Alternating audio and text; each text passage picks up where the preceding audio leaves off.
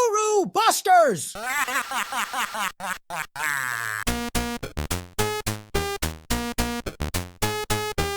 Welcome back. Today we are kicking off the next chapter in our FTS Income expose. But this isn't just another video. This is a bombshell reveal that changes everything. We are about to unmask the entire operation. And trust me, you won't believe what we found lurking behind the curtain of this 2-decade-long grift. So before we get to the main takedown in our next fake trader fails video, we need to show you the truth we've just uncovered. After our first FTS Income expose, the threats and the panic began. Legal action, taking me to the cleaners. Pathetic threats from a fan club of clueless minions who have absolutely no idea who they are stepping to. Instead of having his fans send threats, Iain should be sending me thank you notes for keeping this a YouTube matter.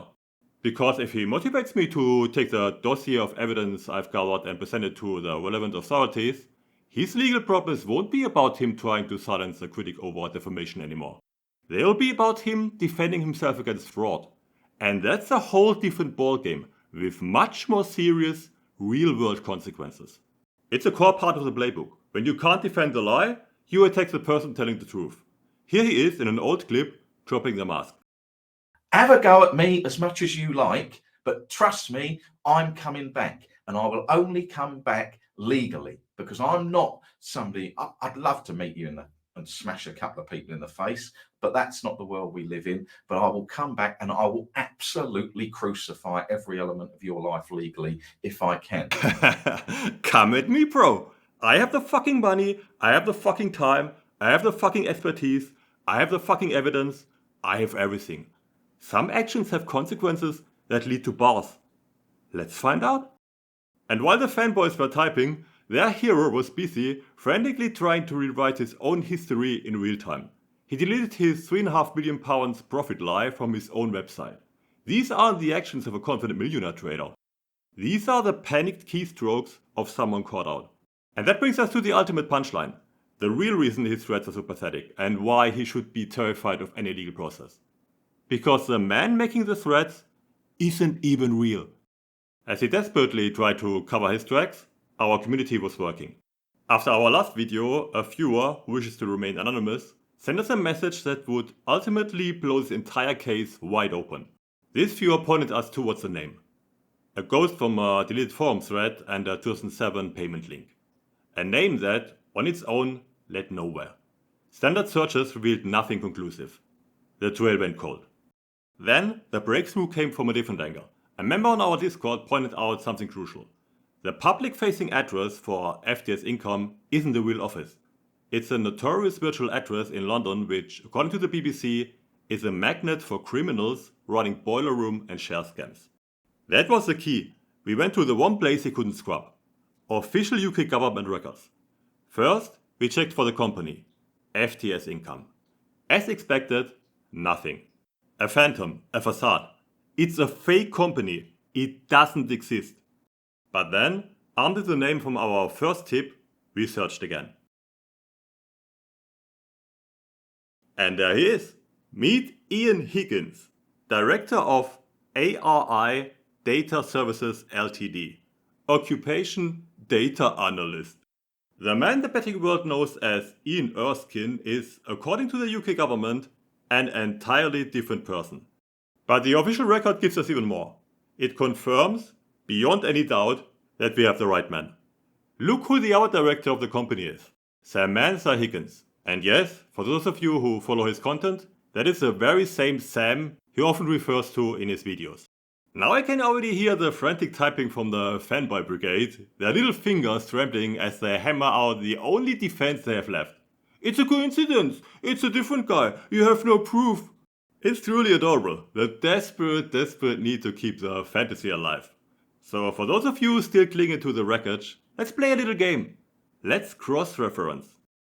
The official UK government record lists Iain Higgins' date of birth as April 1971. Now, you would think a man who goes to the trouble of inventing a fake name for 2 decades would be smart enough to lie about his birthday, right? You'd think. Yes, 49 today. The 49er fan is 49 today. Not 50 or none of this in my 50th year nonsense. Oops, 1 for 1. But okay, let's try his wife. The official record lists her birth month as January 1966.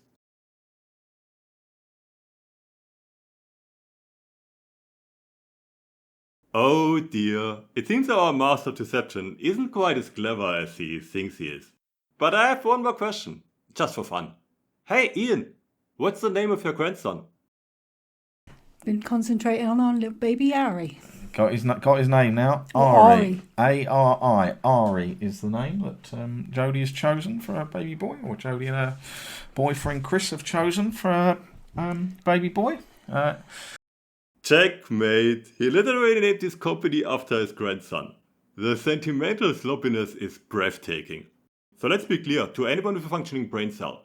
The man the betting world knows as Ian Erskine is, without a single shred of doubt, Iain Higgins, a data analyst operating a family spreadsheet business with his wife. And get this, Excel processor. You can't make that up. Well, hiding behind a fictional character and leaving a trail of clues a child could follow. And look at the address for his real company. It's another virtual office, this one in Poole. So let's recap the layers. A fake name, a brand that isn't even a real company, and 2 separate virtual offices, with a public-facing one being a known hub for serious financial fraudsters. Let's stop hedging and call it what it is. This isn't just misleading. This fits the textbook definition of fraud by false representation under the UK's Fraud Act 2006. A fake persona used to extract money while hiding the real person behind it. He created a fictional character, Ian Erskine, to sell you a dream. But the money goes to the real man, Iain Higgins. This isn't just unethical. It's a calculated bait and switch. A structure designed to shield the real person from liability and accountability when his products fail and his claims are exposed. This is, by its very nature, fraud. And to be equally clear on why revealing this is so important, this is public interest accountability. When an individual constructs a fraudulent enterprise to solicit thousands of pounds from the public has an absolute right to know who they are actually dealing with. The full systematic demolition of his products, his methods, and his lies is coming in Fake Trader Fails number 5. But first we thought everyone should know the real name of the man we are dealing with. The next time someone tells you Ian Erskine made £3.5 million betting, just remember, that man doesn't even exist. Until next time. Guru Busters!